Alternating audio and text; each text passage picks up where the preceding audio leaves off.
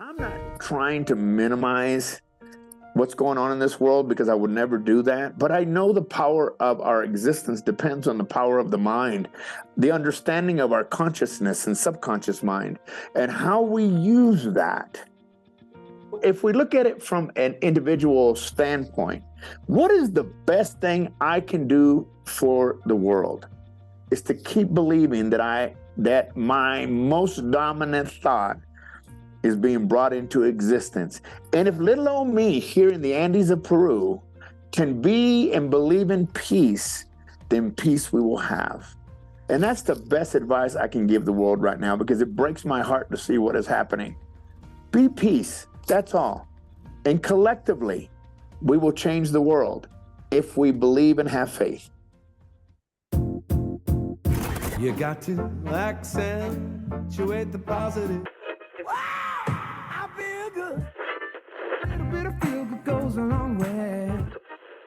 You're listening to Karen Swain, teacher of deliberate creation, accentuating the positive, showing you a way to a better life. Accentuating the positive, it's not just fad, it's sanity. Who in their right mind would accentuate anything else? If you feel like that's what you want to do. Hello and welcome to another show, Accentuating the Positive with Karen Swain. Always a blessing to present another show for you today. We are in the wilds of Peru with Daniel Gutierrez. Welcome to the show, Daniel. Well, thank you, Karen. I'm looking forward to this. So Daniel was introduced to me by one of my favorite people in our group, the Inner Sanctum, Shirley. I think you guys have done courses together. She met you at a course. Where did she meet you? I can't remember. I did ask her the other day. Yeah. Oh gosh, I don't remember, but we definitely have done a lot of courses together. Now we've stayed connected through social media. I know. Don't you love that? Don't you love social media for that? Keeps us connected.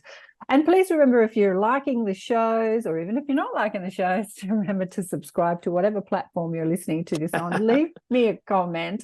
Press that like button, leave me a comment, ask us a question. I love to hear from you guys. Okay, let me tell you a little bit about Daniel's amazing life.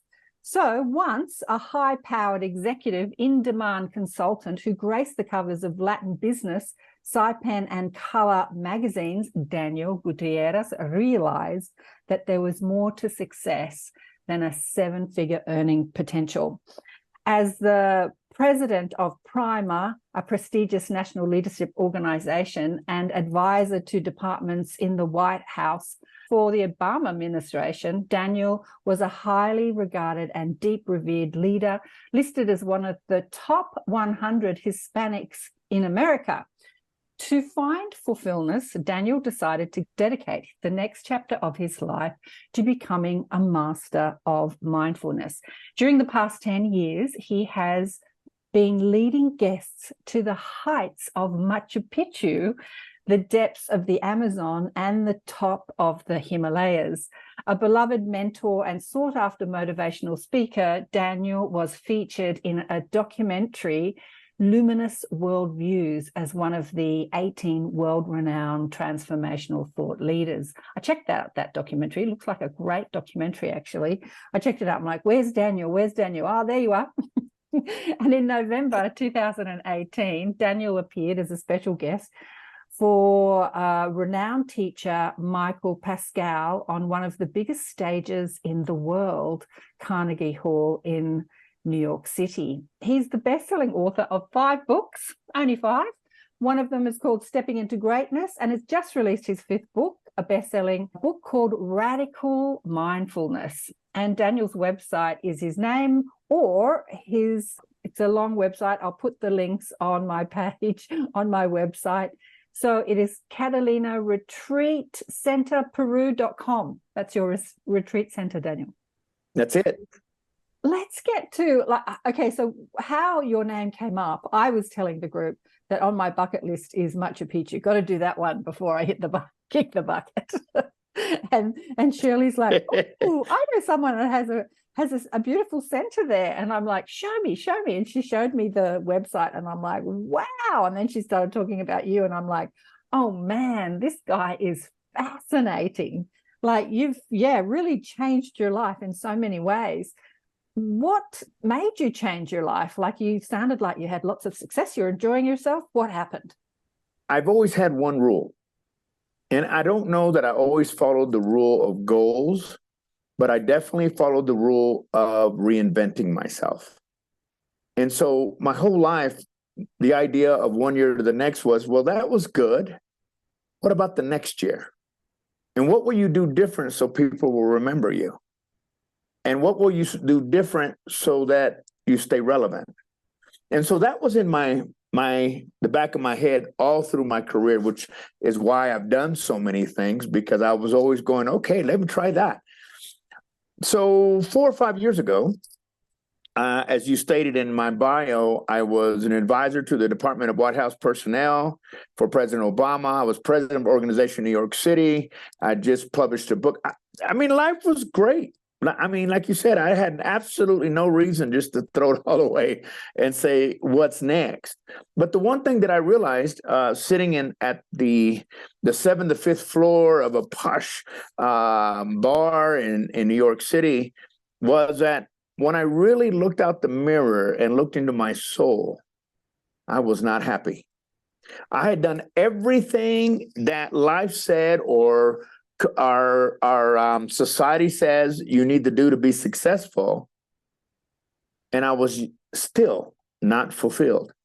And I remember sitting there that day and sitting next to some very famous people and having a very exotic drink and sitting in custom-made suits and custom-made shoes. And is this it? Is this it? So I got here. And so I decided at that point, maybe I should do something different. And this is, I mean, I had so many of my friends that were like, are you nuts? Why would you destroy your brand? You're a national leader. You're this and that, and you've worked so hard, and now you're gonna what? You want to go study in the Himalayas? You want to go to the Amazon? Have you lost your mind? And I said, no. I've always thought, what would I do different next year? And in order to do that, I have to transmute who I am.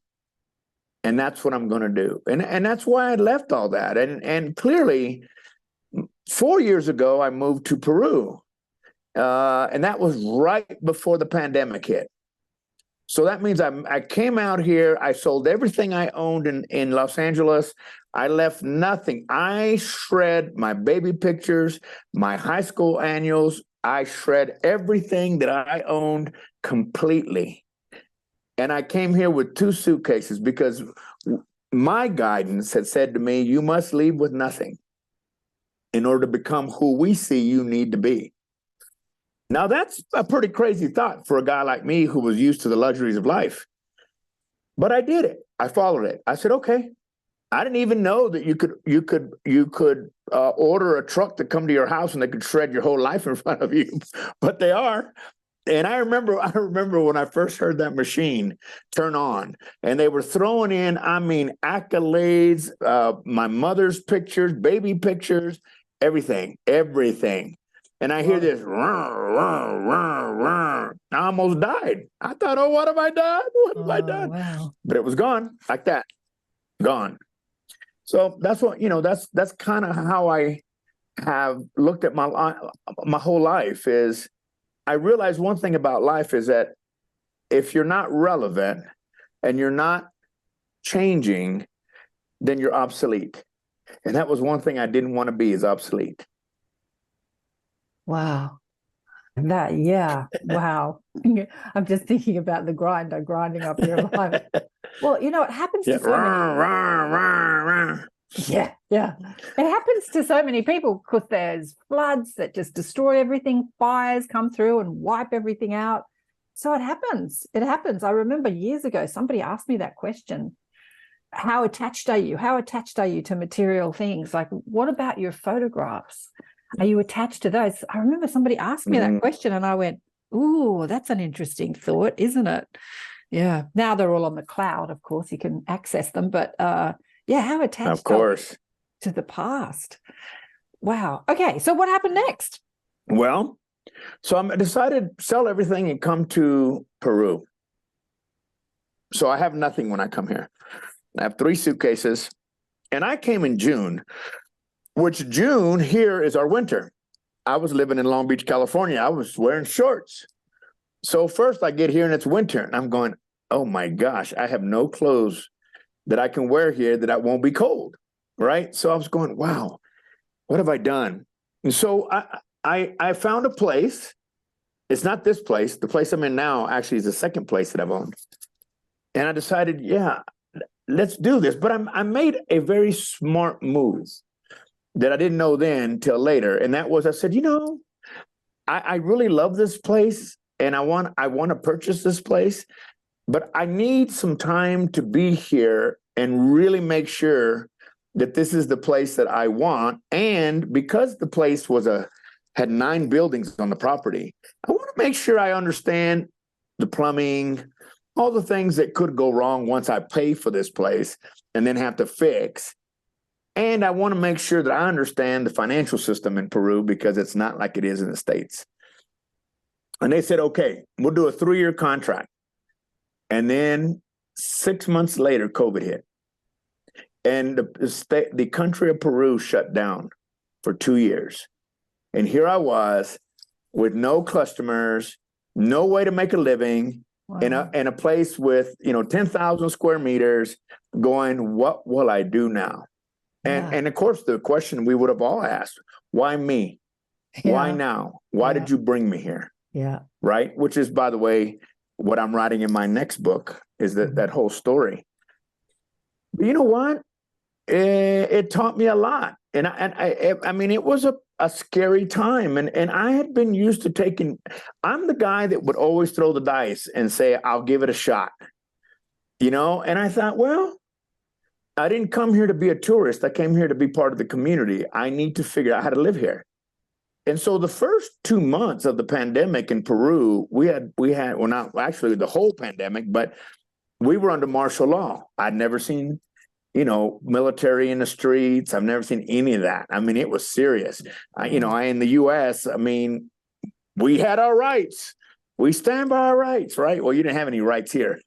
Wow. You did what the military told you to do. Oh, and so, wow. During that time, I got to tell you, I cried a lot. Wow. Because I really didn't know what to do. I remember, you'll love this. I remember there was one point where I was so upset that I said, I'm going to walk to town, and you could go to town, but there was nobody around.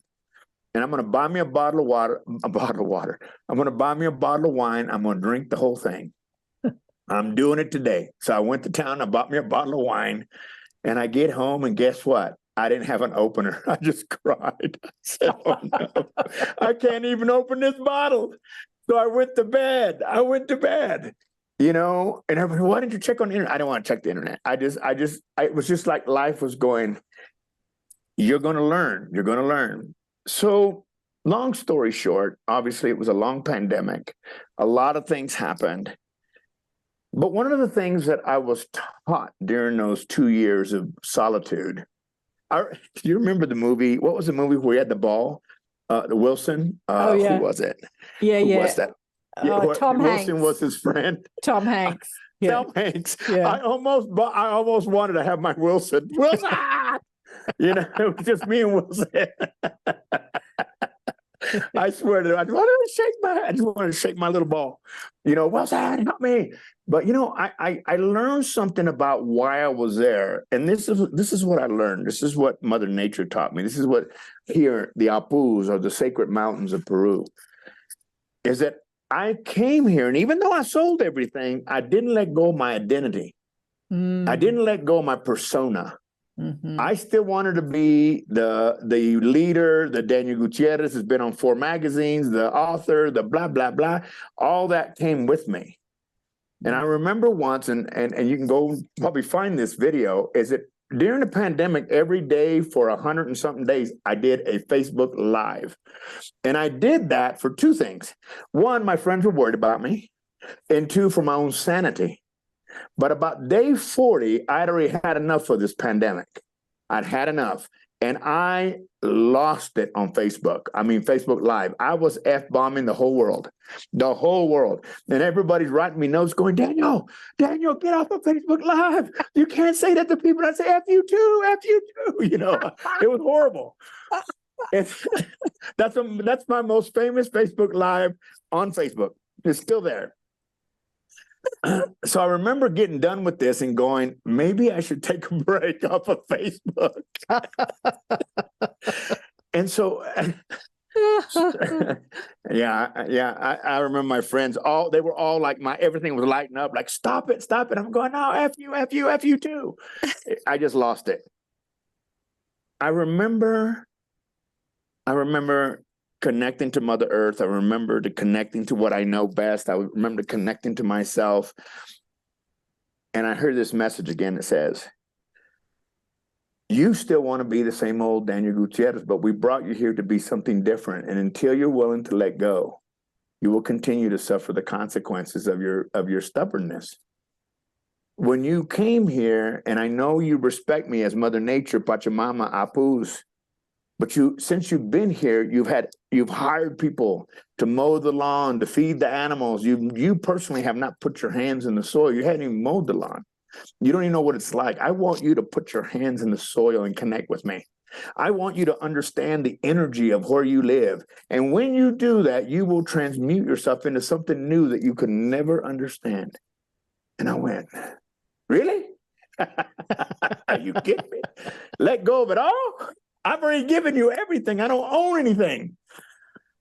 Well, that's exactly what I did. I said, okay. So my bio is impressive, but it's not me. It's an old me, but it's not me. And I think about those days in New York and Chicago and Dallas and Los Angeles, but they're just a thought for me now. I get that I came here to do something different. And I just turned 60, right? So the last, whatever it is that I have left on this earth to live, is to be in commune with the indigenous people here, to be in commune with Mother Nature, to be in commune with Pachamama, with the Apus. And what a joy it is to be here. And I remember doing interviews, Karen, where I would say to them, I don't think I'm going to live out of 50 because my life was so stressful in the U.S. So, I mean, waking up and, flying overnight to New York and doing meetings all day and flying back without even sleeping. I remember those days. And I remember in interviews, I would say, I don't think I'm going to live out of my 50s. And now I can proudly tell you with everything in my soul that I'm clearly going to live into my 90s because I'm living different. I'm living full and free. And even realizing more today that life is more than that carrot that life puts in front of us. And we fall prey to that carrot, whatever it may be for you. I mean, for me, it was money and stock options, and now it's, wow, I have llamas, alpacas, sheep, goats, chickens, dogs, cats. I mean, I have all these animals that I always wanted to have to play with in at my retreat center. And that's amazing to me. I can't tell you how much my heart sings. And I tell people, I said, how do I know I made the right decision in spite of all the pain I went through? When I get up in the morning and I pour myself a cup of this great Peruvian coffee and I walk outside, my soul, my heart sings from the inside out instead of the outside in. I feel the essence of who I am. I feel the connection of Mother Nature around me. And this picture behind me, folks, is the mountain in front of my house. It's just one of three around me, right? I have three. I have one on this side, one on this side, one in the front. I sit in front of that mountain every single day. Every day I sit there, I just stare at it. And I go, wow. Life is good. Life is good. And so it's been an amazing ride. I mean, I'm writing the next book now, and I don't know when I'm going to finish it because I tend to go outside and forget about it. But it's about, it's called the agony and ecstasy of living your dreams in a world pandemic. Because you know what? Whether it's a world pandemic or whatever you want to call it in your life, we do have a choice. And the choice is to follow our dreams until the day we can't. Right? And so that's my crazy story. I mean, I'm going to stick to it. Oh, man. You know, oh, gosh, letting go, detachment. You know, the Buddhists talk about how attached are you? How attached? And so many people are looking to be the best-selling author. You know, they're so attached to that identity that you left behind. They're trying to gain the identity. You know, the spiritual teacher, the best-selling author, the success. So many of people are just chasing it. Oh, gosh. Yeah. The carrot. They're chasing the carrot. And I had it all those titles. You can look me up anywhere you want to look me up, and you're going to see it. It just doesn't matter. It's like the Buddhists teach, like you said, detachment. When you really understand detachment, then all these different ways and people that try to make you something that maybe you're not will fall away. And the things that are real will come through. Actually, to become whatever title you're looking for, it is all about detachment, because you'll reach that when you learn to let go. It's when we think that we're controlling the best success leader, the best this, the best that we never attain it. It's always within our reach, but we can't attain it until we're willing to say, someone taught me something. I just remembered. Someone just taught me something. Said, never be married to your dreams. Never be married to your dreams. Never, because there could be a better one. Why am I saying that? Because the center that I was renting, remember I told you that, the place I'm in now, which is called Catalina also, and it's a beautiful property, is 56,000 square meters. The one I was in was 10,000 square meters. And the person that lived here was a follower at one time, became a dear friend. She passed away 2 years ago. And I remember coming to this house. I wrote one of my books here. And I always used to go, wow, what a beautiful place. Wow, it's amazing. I never cared to buy it. I never wanted to be in it. It was just a place that I would go to. She passed away, and her husband came to me and said to me, I need you to buy this place. And I said, I have a place. What am I going to do with two? And they're only about, 30 minutes away from each other. And then I hear this gentleman who said to me when I was 20-something years old, never be married to your dreams. There might be something better. And I said, okay, so I'm going to have two places at the same time? And I did, until I was able to make a deal to get rid of the other one. And now I'm living in a place that's absolutely amazing. So like you said, detachment. I don't know that I was really thinking about that. I was just thinking about, okay, really, how much more can I let go of? There's nothing there. I mean, my clothes, I remember giving the homeless my $2,000 and $3,000 suits with my name in them and going, I have lost my freaking mind. What am I doing? But I did. So, and guess what? I went from 3 pieces of luggage to 2 fully furnished locations a year ago. And I thought, how did I do that? How did I have nothing? And now I have so much stuff I got to give it away again. It's amazing what we do as human beings, right? We just collect stuff like little ants. Absolutely. Anyway. Absolutely. Like stuff. Just, yeah, absolutely. There's enough stuff in the world. Yeah. Gosh, I had so many questions and I've forgotten what they were because I'm like listening to your story. Okay. I'm going to go back to Wilson. Wilson, I was thinking when you were alone and kind of Wilson. Out, did you have your mob, your guides, your team, your spiritual team to talk to, your guidance? Oh yeah. I've always believed, I have read every single religious book out there, the Quran, everything. I was a licensed Baptist minister at the age of 17. So I have a spiritual base. And that's the only thing I had to hang on to, was to sit down and say, okay. And my mother passed away in the middle of all this. So she's kind of been a guide for me too. And I would just say, Mom, really? Can't you do anything on the other side? Aren't you supposed to have a little power? Anything?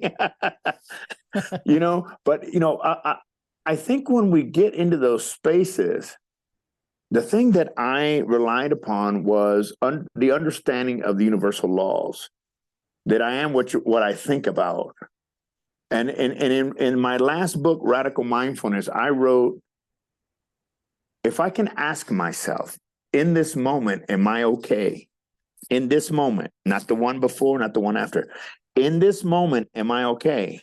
And the answer is yes. Then I have nothing to worry about, and I need to stay right there.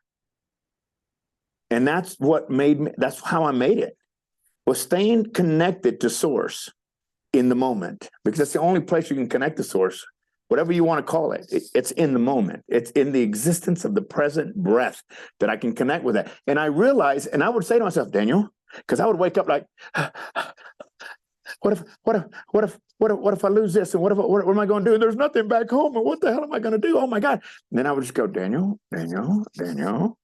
Self-talk. I had no one to talk to.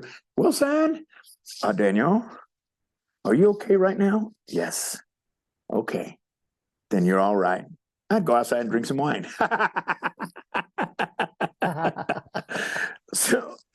But connecting myself to source was absolutely essential.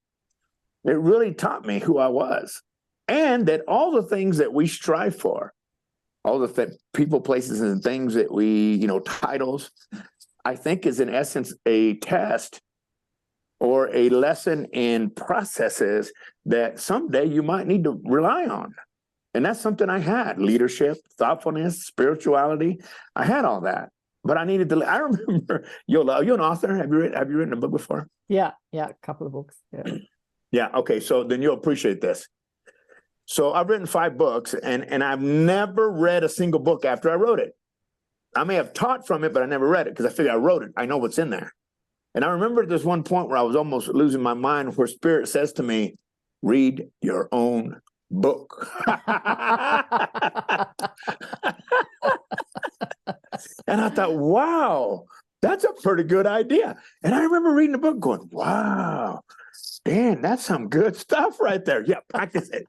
Practice what you wrote. I know. And in the back of this book, I wrote, 6 steps of being radically mindful. And that helped me through this whole process. As I remembered, you have the tools, mister. That's what you wrote about. Use them. But sometimes just by going back to what you said earlier, my goal was to write as many books as I could to be the best-selling author of 1,000 books and be the best leader in the world. Who cares? Yeah. Who cares? Tomorrow they'll forget about you. It's tomorrow they'll forget about you. Yeah, you're just another book in the dumpster on the throw out. On the throw out, Yeah, just another book. I know, as I was reading your bio, 5 books, I was thinking, oh God, I've only got 2. I better write some more. And I'm like, well, maybe I will. Maybe I won't. Wow. Yeah. Okay. So it sounds like through all of this, you reaching the heights of success and working for the White House and all that sort of stuff, you were still on a mission to make a difference in people's lives, to teach people about always whatever they think they want, because I think a lot of people think they want, to be famous, to be rich, to be a politician, to change the world, whatever people think that they want. So how were you teaching that, and how did that change when you moved to Peru? Because you're still teaching that, right? You're still teaching people. You're still teaching. Yes. The only way I have learned to best teach is to teach with your actions, not your words. And I remember when I became president of this prestigious organization in New York City, I was the first individual entrepreneur to lead an organization full of top-level C-suite companies like IBM, Target, Best Buy. All these big companies were in this organization. I was the president. And when one of the board members came to me and said, we're happy to see you president, we need a teacher to teach us how to be better people. Because they had the money, they had the success. Well, that was the problem. All that went to their head, right? And so I wasn't any less successful. I just didn't use it the way they did, And so my tenure there was all about, teaching them through action. No, maybe that's not a good idea. Do this. And so, yeah, it's been about, I'm not going to tell you I'll support you. I'll show you. I'll show you. And I'll do it in a way that lets you know that I need nor do I want anything from you. I'm doing this because it's just who I am.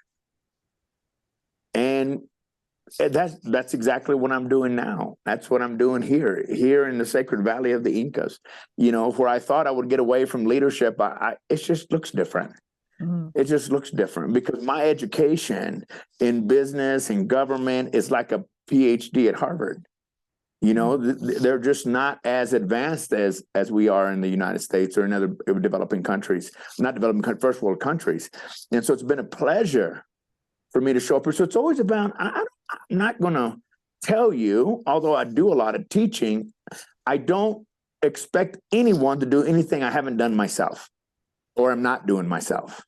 And so I'm constantly thinking about that. If this was something you would do, or are you just saying this because it sounds good? And I challenge myself that way.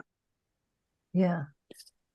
So people are coming to your center. Why are they coming? Are they coming to see Machu Picchu, to experience Peru, or are they coming for something more? Well, we're not a tourist company. We are a spiritual destination. Mm-hmm. So people come here. Of course, they want to go see Machu Picchu. Some people want to advance in plant medicine, mm-hmm. ayahuasca, San Pedro. Some people want to come and just be alone. It just depends on what they're seeking. My first question to all of them is, what are you seeking? What are you seeking? What brought you here? Because that which what you are seeking is seeking you mm-hmm. at the same time. So there's got to be a reason why you're here. Let's find out what that is. Let's make this the best 7 days, because people stay for 7 days. Let's see how, and sometimes, because I do two things. I provide a space for people to bring their own groups. So I have people bring groups, and then I also have my own groups that I reach out to. In other words, they're not there yet, but next year's retreats will be listed on there. I take them to the Amazon jungle. I take them to the most spiritual mountains. I take them to festivals of indigenous people of 150,000 to really understand that what they have at home, they should be grateful for. Mm. Let me show you that the world is not what you think. And that even though, I remember my friends going, Daniel, why would you live in a house? Because I remember saying, if I go to the bathroom and it's raining, I have to be careful I don't get wet. They're going, what? What are you talking about? I said, the water comes through the window. And they went, not you, no way. Oh my gosh, but what a chance to connect with life. I couldn't help but go to the bathroom and laugh when it was raining because I was going, I'm going to get wet going to the bathroom. But it was just the way things were built here. It's not a first world country. It's a developing country. So things aren't the same. And my house today is adobe. It's adobe. It's handmade mud. But it just happens to be, a big 4,000 square foot house. It's beautiful. But I think I always go back to, what would I do? If I'm giving advice, what would I do? Not what I think you should do, but what I do, and then come from that space. And that's why I think I'm still leading in that space. And people come here, like you said, like you asked, for self-development, and they come here sometimes for group development. And both are very welcomed here. Mm. I was having this conversation with a friend at dinner last night, actually, and she is in a transition. Her mother's died. She's packing up her mother's house and she's putting all the stuff in storage, and she doesn't know where she wants to live. Like, she's in that transition. She kept talking about it constantly. Now, where can I go to find the best vibration? Where's the place that's going to suit me? And I kept saying, the vibration isn't in the place. The vibration is in you. It's in you. Like, people are looking for these high vibrational places. And I guess that Machu Picchu and Peru and places like that have been renowned for that. Like in Australia, Uluru and Byron Bay and just certain places. But the places, you can be in the most spiritual place on earth and live in hell, right? So yeah, is it so? Yes. When people Yes. come to the mountains and they're looking for some sort of transformation, the transformation doesn't come from the mountains; it comes from within them, right? Do you want to explain that a bit? Yeah, I go one step further. I think that people in our world today are looking for transmutation. Transformation in the spiritual world, or in the, let's just say spiritual world. It's a beautiful story about the butterfly who, the caterpillar on the, the floor of the forest, climbs up, eats himself silly into a big cocoon, and then it becomes a big, beautiful butterfly. That's the transformation story. Although it's beautiful and cute, it's not true. The truth is that caterpillar transmutes itself by dying to itself, creating a different enzyme, becoming a liquid, and then becoming this beautiful butterfly. It is not ever, and nor will it ever be the same. It is literally dying to itself. It's dying by the renewing of itself into something better and something more beautiful. That's the true story behind the butterfly and the caterpillar. And so I think that people are looking for a true transmutation. Now, I agree, transmutation doesn't sound sexy at all. I mean, it's like, I don't want to transmute. Who wants to transmute? But it is the truth, right? It is the truth. And if we can find a way to transmute, I know it's crazy. Transmutation requires that we're willing to let go of whatever we think we are to become who we should, to become who we're destined to become. And here, we give people that opportunity. We give the people the opportunity by not sitting in class all day and learning about what I think is the wonderful thing you should be learning, because I don't know what you should be learning. I know what I can show you so that you can learn for yourself, right? I always was the teacher who said, I'm not giving you the answer. Figure it out. Well, if I put you in a situation in front of the most majestic mountain in Peru, and you feel the powerful energy behind it, maybe in your own beingness, you will find your way to transmute your thoughts and realize where you are and what you need to do to become who you need to be. I might put you in the jungle, and in the jungle, you're faced with everything, including a grasshopper can kill you. Because that's what they had to protect themselves. Mosquitoes, malaria, everything. Why? So that you can challenge yourself, to transmute yourself. And Machu Picchu, of course, is beautiful. And I have been able to walk with people in places that they never thought they could do. To what? Not so I could sit in a classroom and tell you how great I am and what I know. That's not what's important. What's important is, like you said, that vibration you're looking for comes from within. Does not come from without. You can put the best guru in front of you, and if you don't believe him or her, or you don't listen, it doesn't mean anything. Yeah. You need to dig deep inside of you. And that's the thing that I think for me that I had to do here was, okay, now I watch TV and I miss, ice skating and at Christmas and in New York and all those fancy things that I enjoy doing. But man, am I happy that I found my way to transmute who I was into what I know the universe knew I could be, and that was my destiny. That was where I was leading. That's where the world was leading me. The problem, Karen, is that people think they want that, but they won't go there. They just absolutely fear, as you said, detaching, letting go. But my job here is just to put you in a situation that allows you to question yourself. What do I need to question you? You do have enough people in your life questioning you. You don't need me doing that. But clearly, I am just a light in the forest, guiding you through the dark forest long enough for you to grab the lantern yourself and go on your own way, and then seeing what's in before you, right? And that's what we do here. That's part of my and now I obviously, my wife is indigenous, I mix that with the indigenous culture of Peru. The feathers, the this, the that. I mean, yeah, we do all that stuff because I believe in it. I have faith in it. I have faith in it. It works.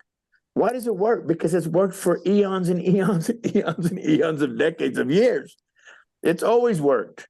And that's what we're missing in corporate America. That's what we're missing in corporate big business. We have forgotten. We have forgotten who we are. We have forgotten where we come from. And until we're able to connect with that, we're doomed. We're doomed to continue to destroy ourselves. Yeah. Something that you said, you put people in situations that can allow them to really experience what they know, what they're learning, what they want to learn. I think life does that. We were having this discussion in the Inner Sanctum, and someone was saying that she wanted to avoid a second conversation I had with someone who had all these paranormal experiences because it was too scary. And like what we try and do is avoid the things that scare us or avoid the drama. And life says, how do you know what you're made of unless you're experiencing something that's going to show you? Like you said, if you're in the jungle, and, you're not in your comfort zone, like how do you know that you're putting this practice that you're practicing it? You're putting this knowledge into practice unless life puts you in a situation that makes you put it into practice, like shredding everything and moving to Peru. And then the pandemic hits. Like you really know what you're made of then, right? Yeah, I felt like the clay on a potter's wheel when he picks it up or she picks it up and slams it because there's still bubbles in it. And I'm going, I'm fine, and they bam, bam, bam, let's get the bubbles out. That's the way life was doing me. Bam, we got bubbles in there. You got bubbles in there. Whew, I'm glad that stopped. Glad that's so. Your intention to move to Peru was to bring people together in that country, like that was your intention. Yeah. So when you thought, oh, that'd be a good idea, I'll go to Peru and I'll bring groups to Peru. Okay, so I revisited one of my favorite movies, which was a book, Out on a Limb. Shirley MacLaine was one of the first spiritual books I ever picked up. And I had an experience with her on the astral plane, which I won't go into. But I revisited the movie Out on a Limb, where she goes to Peru and she has some out-of-body experiences. She has some experiences with this guy that takes her there. I love that. I love that story. So one of the experiences is talking to the ETs, and she talks to the indigenous, as you call them, and they say, yeah, they're up there, like this is going way back when she was there. Do they still all sort of, talk about the ships in the sky above the mountains and stuff like that? What's going on over there? A few years back, the heart center of the heart chakra energy moved from the Himalayas to the Andes. Mm-hmm. There was just this big, enormous shift in energy that put the heart chakra here in the Andes. I don't know about the spaceships and things, but they do talk about their ancestors. Above, on my property, above one of the mountains to the right of me, there is tombs that are 600 years old. Mm-hmm. And I believe those people their energy's still there. It's still there. I mean, they're great people. I always do ceremony for them, thank them for being there. The indigenous people and the people of the Andes are very strongly connected to Pachamama, to Mother Earth. And they believe in that so strongly that it has healing power health-wise, mentally, physically, emotionally. And so in that sense, yes, the country is still in it, because this is not a class they took online and decided it was a great idea. This is passed down through generations and generations and generations. And it's just a way of life. We find it in modern world as, whoo, isn't that cool? Look at that. No, but this is not. It's like someone saying to an indigenous person, I love your costume. It's not a costume. That's what they wear. It's like you wearing jeans and a T-shirt. I don't call that a costume. Theirs is not a costume either. It just happens for us to look that way, right? So yeah, very much so here. I think in Peru, because of that, well, let me say this. In the Andes, in the Sacred Valley of the Incas, throughout this all part of the Andes, yes, I wouldn't say that that's true in Lima, because Lima is like Los Angeles, or any other big city, Sydney, right? It's just a big city. But here in the Sacred Valley of the Incas, here where spirituality is part of life, it's not something we do. It is life. It is ingrained in our way of thinking and being. And when people come here, you don't have to hire crazy shamans and all that stuff. Just sit. Just sit. And you will connect to that energy and you will feel it. And that's what we're looking for. Now, yes, of course, I've got people that I work with that are masters at what they do. But I truly believe that you could come here and sit and let the mountains speak to you, and they would. It's all up to you. Yeah. Yeah, I think one of the stories of Machu Picchu is that the race that built it. I mean, what do you think the story of Machu Picchu? Because when you look at it, it's like sitting so high up on a mountain. How did they build it? And who were these people? And where did they go? Where did they disappear to? Well, that's all still a mystery. It's still a mystery. However, the Incas, who inhabited it last, were not the people that necessarily built it, because the Incas came way after many different groups of people lived here in Peru. Right. Like the Incas came through where I live, but it was a civilization 600 years ago that have their tombs above here that came first.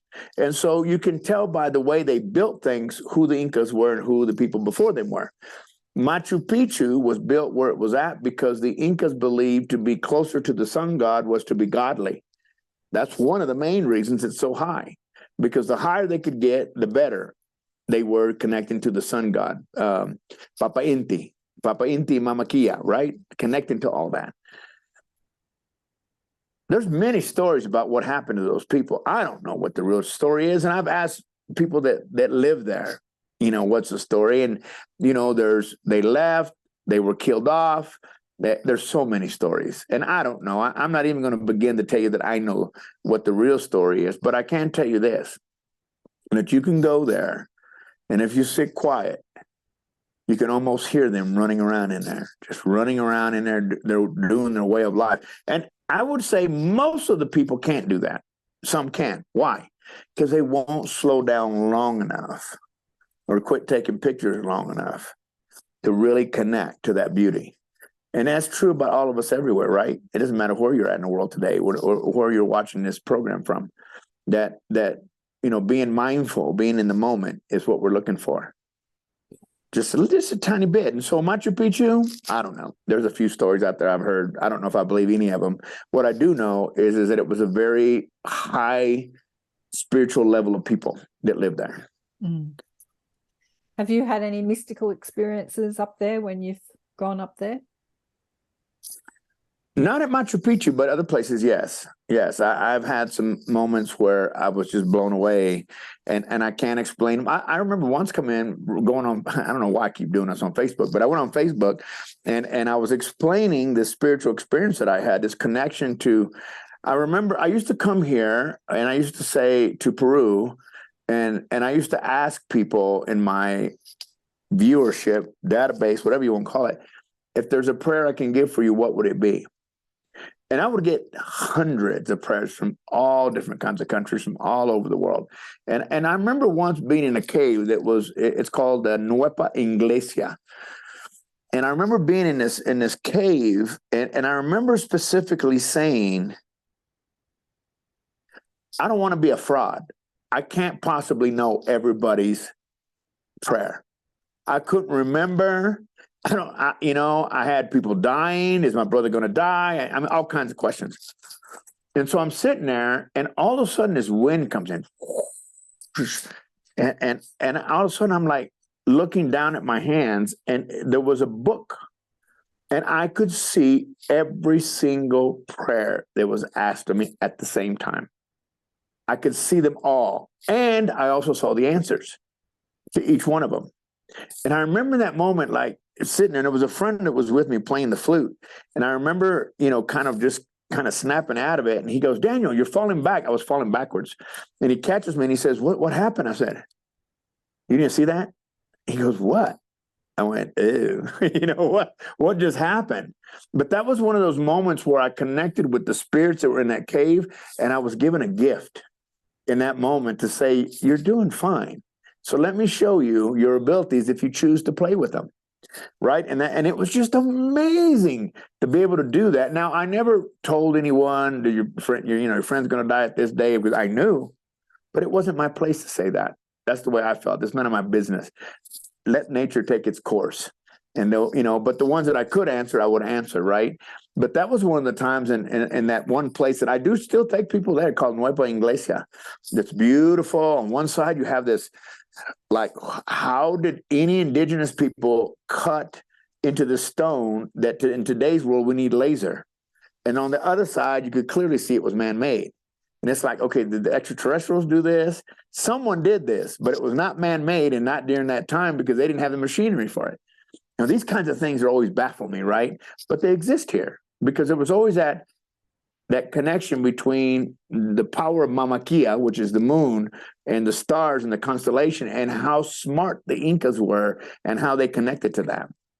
Wow. Yeah. I'm just thinking, listening to your stories, what's the best time to go there, to go over to Peru? Is it boiling hot in the summer? There's never a bad time to come to Peru. January and February are wet months. Okay, so it rains. February, March, April are green months. So because it's rained, everything is beautifully green. May, June, July, August is our winter. So it's cold at night, but it doesn't get lower. Well, it's 30 degrees. I'm not sure what that is. 30 degrees, 32 degrees. It doesn't freeze here. There's no snow. And then September, October, November, December, great months, great weather. So there's really not a bad month to come here. I just don't recommend people to come in February, January because of the rain. Okay. Yeah. Which is where but people, I mean, all I can say is that I let Mother Nature do its work here. I'm just a guide. I just, sometimes I teach. Yes, of course, I'm always here to lead people, but I just say connect. You'll soon be home and you can worry about whatever the hell you're worrying about. Just connect. And if you do that, I promise you'll leave a different person, because nature is so beautiful here and so alive, and so willing to connect if we're choosing to connect. Yeah, beautiful. So Daniel, with what's happening in the world, we're going through some really intense times. And I think that probably next year it's going to get more intense.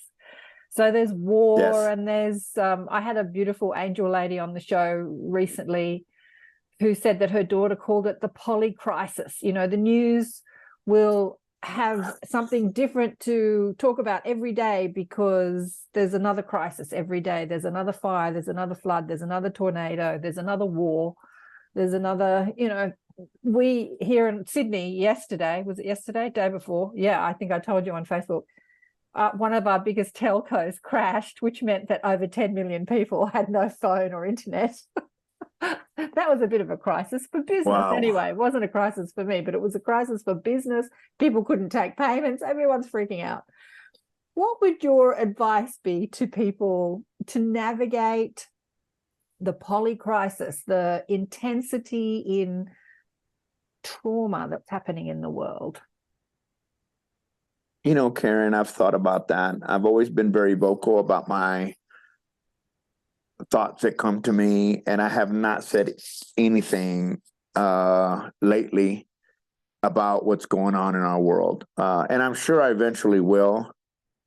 But I keep coming back to something that is very basic, elementary to some, and very difficult for others. And that is, our most dominant thought is always being brought into existence. Always. And if our most dominant thought is war, then war will have. If our most dominant thought is famine, it's famine that we'll have. If our most dominant thought is the end of the world, then we will bring that to being. we as human beings have the capacity to shift and move when we're willing to not be fixated on current events. That's hard. I'm no different than anyone else. But I do know that, in the United States, I don't even know, but let's just say 10, 15 years ago, we had a problem with abductions. Young children were being abducted every 5 minutes. And the whole United States and maybe even the world was watching the news. So the consciousness of the world was fixated on abduction. And the more we fixated on it, the more it happened. And then someone's brilliant idea was that we would create an Amber Alert with signs all over the United States that would say, child in this car, whatever, just so we could help stop this. And then something dramatic happened.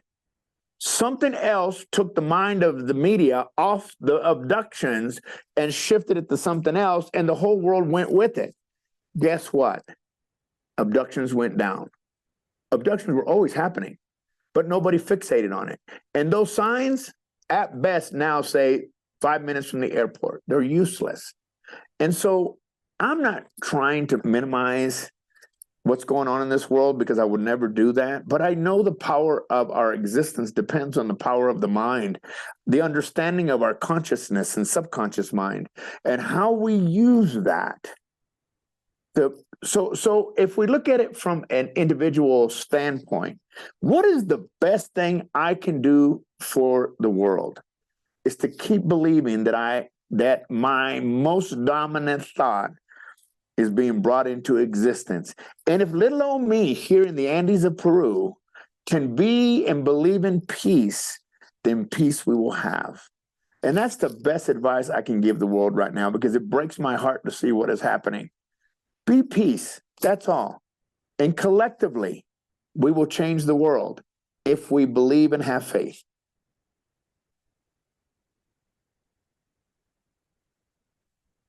Oh, you're going to make me cry.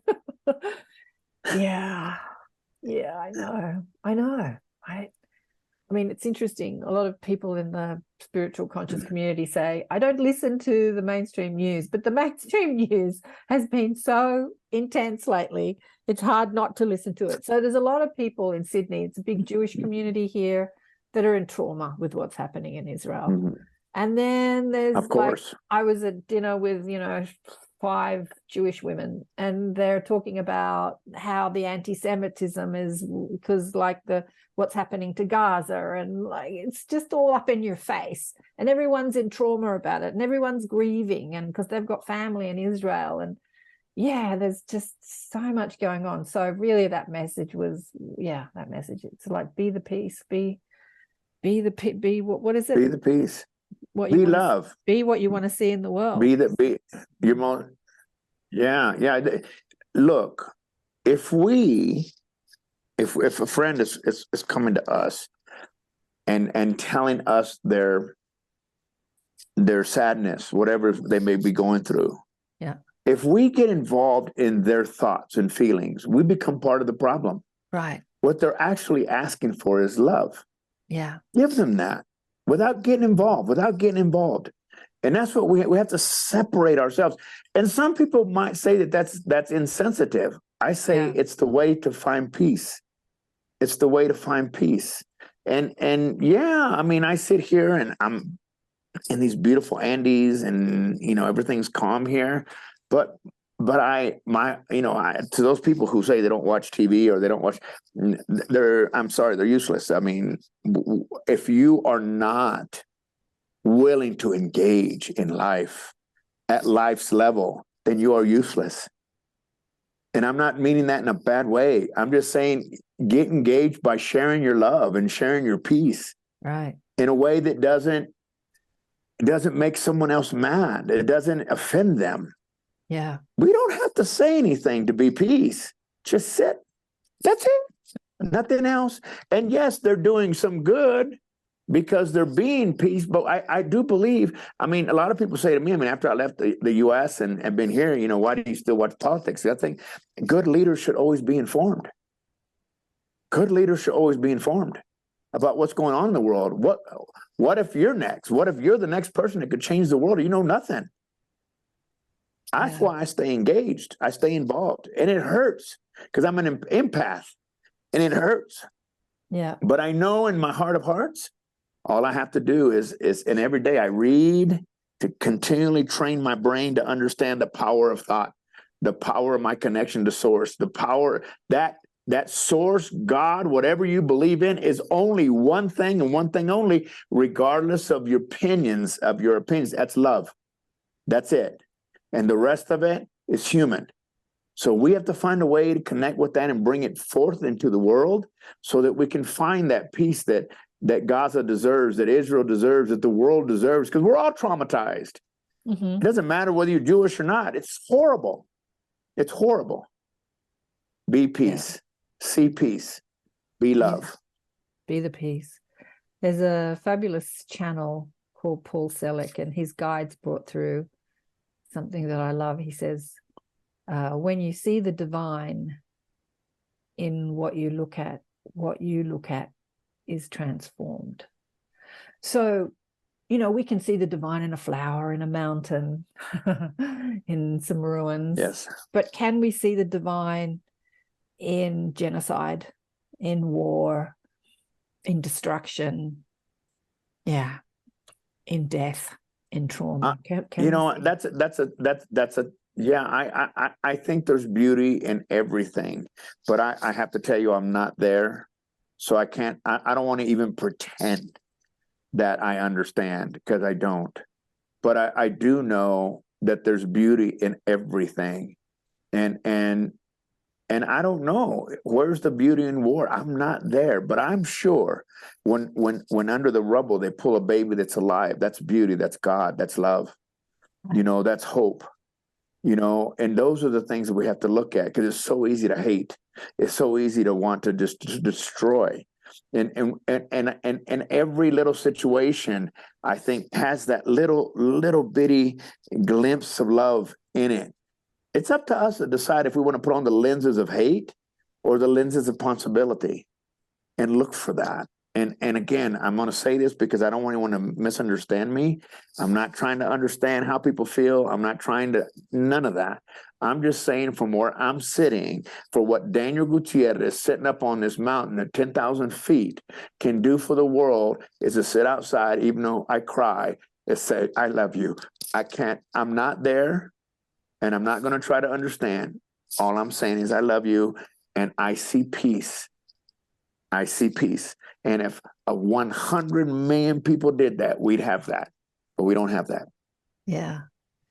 We're getting there. Slowly, slowly, slowly. With these conversations. We'll get there. Groups. Yes, it helps. People, participating in what they're learning and practicing it. Because it's all very well knowing this stuff, but, when the shift hits the fan, can you practice peace inside of trauma? That's right. Years ago, 10 years ago, I put on a big Peace Day festival.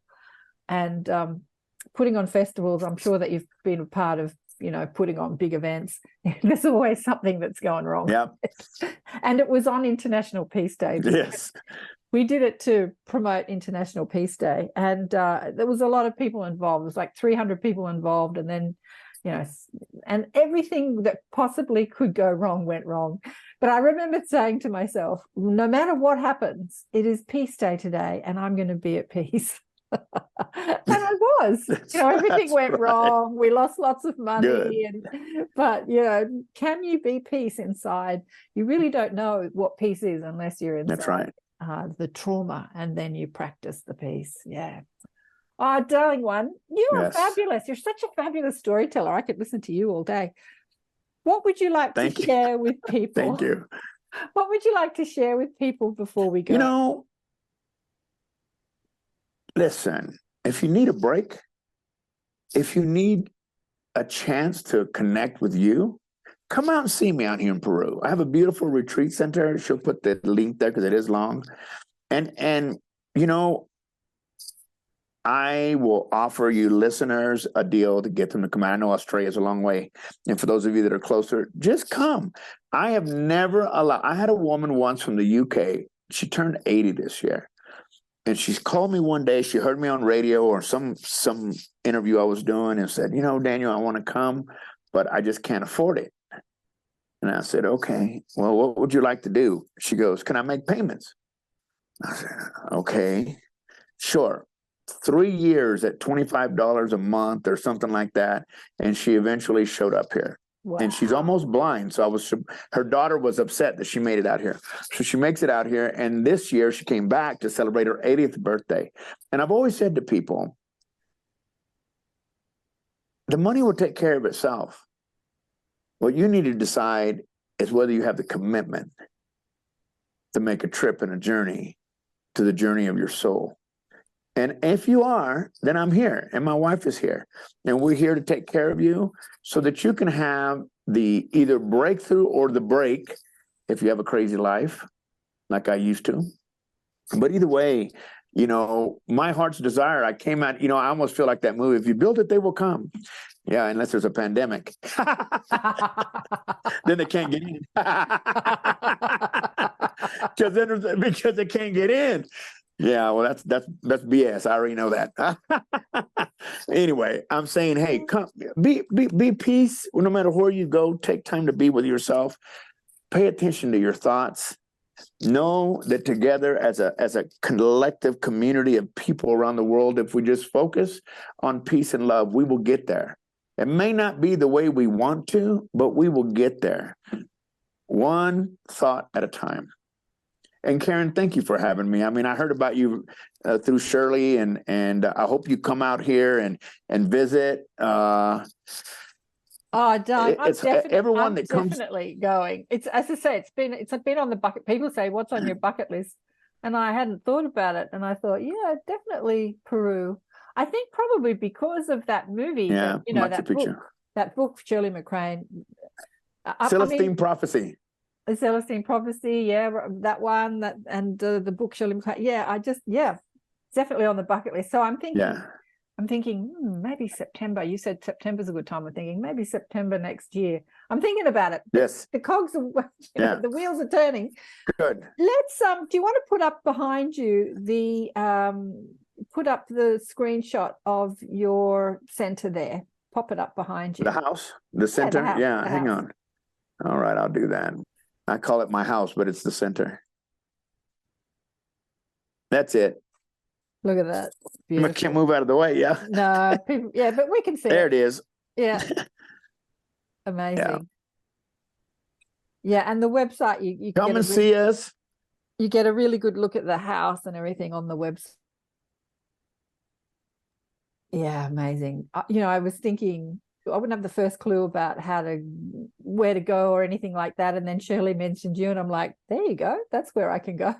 Because, you know, you have these lofty ideas. That's right. I'm going to go to this place, but I have no idea who to connect to or where to go. And Shirley's like, I know somebody that lives there. And I'm like, whoa.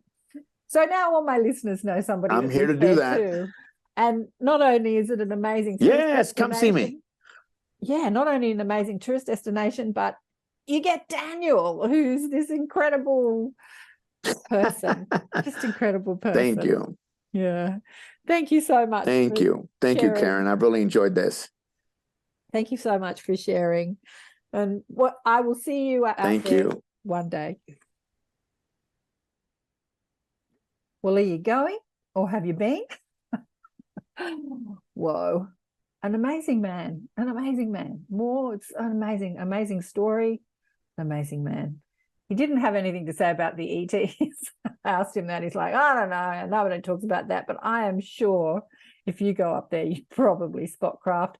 I'm in the middle of a big city here. I can look up in the sky and spot a craft in Coogee. I can imagine that out in the mountains, you could spot them all the time. I'm sure he's probably had guests that go out there specifically for that. That's why I'd go. I'd go just to experience the experience and the nature, to look up, talk to the ETs, talk to the Incans. I don't know. Yeah, and experience. Life's about experiences, right? One day, on the bucket list. I'm just trying to think. When am I going to get that in? Yeah, maybe next year. Put that on the bucket list. Are you going? Let me know. Have you been? Let me know if you've been, what you think about it. But yeah, what an amazing man. Blown away by Daniel, actually. Yeah, beautiful man. I'm sure he's got more to share with us. But as he says, just tune in, be still, tune in, listen. I was actually doing that this morning in bed. It's amazing how when you stop thinking and you just tune in and listen, how much information comes to you, like how much you feel. I was doing that, like scanning my body. I do this with my clients. I do this with my groups, just tuning in and listening to the wisdom of the body elementals, listening to the sounds around you, listening to Mother Nature, just really tapping out and tuning in. Tap out, tune in. How much wisdom, knowledge, healing, energy. I was actually putting light in my body this morning, and I noticed some dark patches. So I'm like putting the light in, not lighting up. Oh, interesting. Putting the light in. It's down my right side where I use my phone and the computer, like it's always on a electronic device.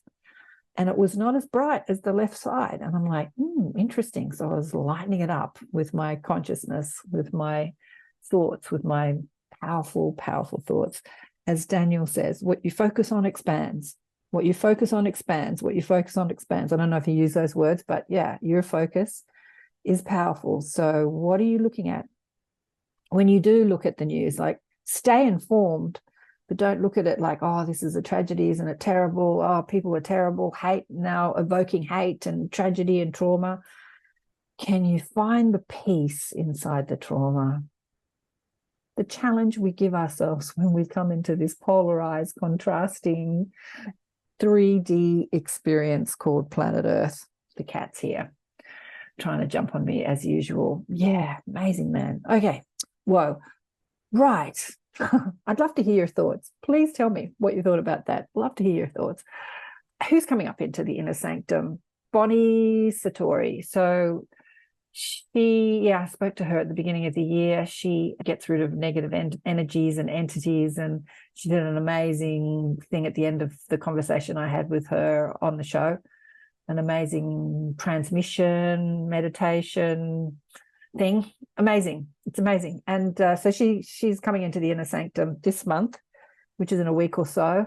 And we'll see what we do with Bonnie. It'll be amazing. So what I do is I stream some of it on a couple of the platforms that I'm on, Facebook and YouTube and sometimes Twitter, and haven't worked out LinkedIn or Instagram yet, how to stream on those platforms. But if I don't stream on those, I'll upload it later. But I do turn off the streaming and the recording, and then we just go in and have intimate conversations with either me, if it's me, or my guest teacher, and we can open up and share and not worry about being recorded or being on a public platform and ask the questions you want to ask. And you don't want everybody to know about it, just the little group. So if you want to be involved in that and you want to have some intimate conversations with myself and the guests that I have on, join our Zoom group by going to the KarenSwain.com/Inner Sanctum and signing up and coming online with us. I haven't been getting a lot of people online because it goes out to hundreds, thousands, the email with the Zoom link, and very few people show up. And I'm thinking, I wonder why that is. Is it that it's the wrong time of day? Because I'm trying to do it at a time of day which allows Europe and the UK and some parts of Asia and Canada and the United States to join in a time where it's not the middle of the night or 4 or 5 o'clock in the morning.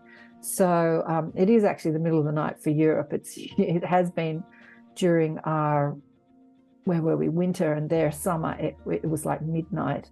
But now I think it's like 10, which is not too bad. But it is like 1, 2, 3, 4 o'clock in the afternoon in the States. So I'm thinking maybe people are doing things.